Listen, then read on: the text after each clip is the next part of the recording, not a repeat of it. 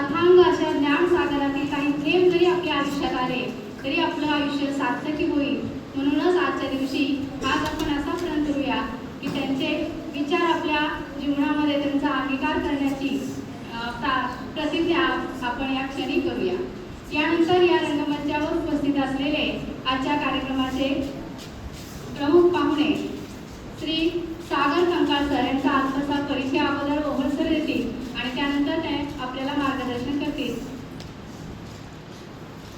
धन्यवाद मॅडम.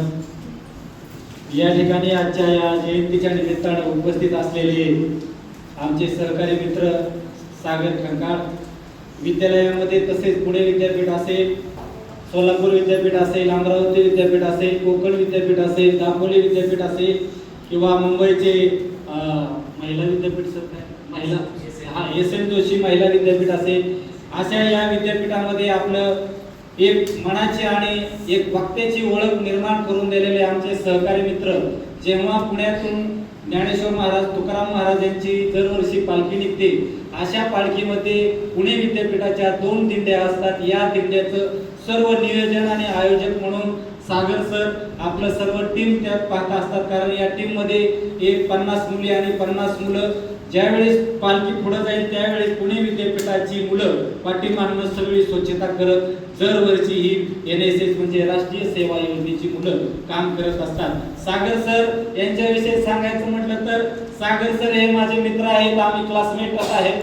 कारण सागर सरांचं एक कर्तृत्व आणि वक्तृत्व खूप थोर आहे. कारण ज्यावेळेस आता सुद्धा दर महिन्याला एका गडावरती इंदापूर तालुका असेल, माढा तालुका असेल, प्रत्येक तालुक्यातील मुलांना कोण 500 रुपये असेल, 1500 रुपये असेल, 1000 रुपये असेल, असे सर्वांच्या मुलांचं एकत्रित फी करून ज्या मुलांसाठी प्रत्येक गडावरती जाऊन त्या ठिकाणी तिथे स्वच्छता असेल, रोपटं लावणं असेल किंवा प्रत्येक गडावरती आतापर्यंत मी सुद्धा त्यांच्या कमिटीमध्ये काम पाहत होतो. अशा वेळेस मी भरपूर त्यांच्यासोबत सिंहगड असेल, रायगड असेल किंवा कोकणातील हरिहरेश्वर किल्ला असेल, अशा ठिकाणी मी आत्ताच ते जंजिरा किल्ला असेल, या ठिकाणी त्यांची आत्ताच सहल जाऊन आली.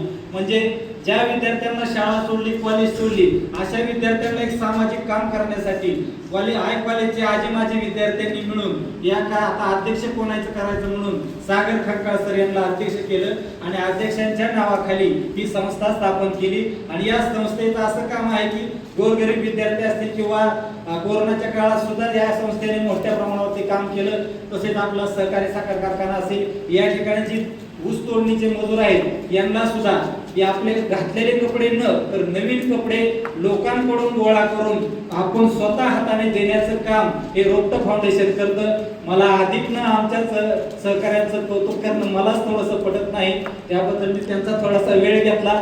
यानंतर मी सागर सर यांना विनंती करतोय त्यांनी या ठिकाणी आणि एक थोडीशी विनंती करतो की त्यांनी एखादं गीत या ठिकाणी मुख्याध्यापक यांच्या विनंतीनुसार त्यांनी सादर करावं. मी यांना विनंती करतो की सागर सर आपलं मनोगत व्यक्त करतील.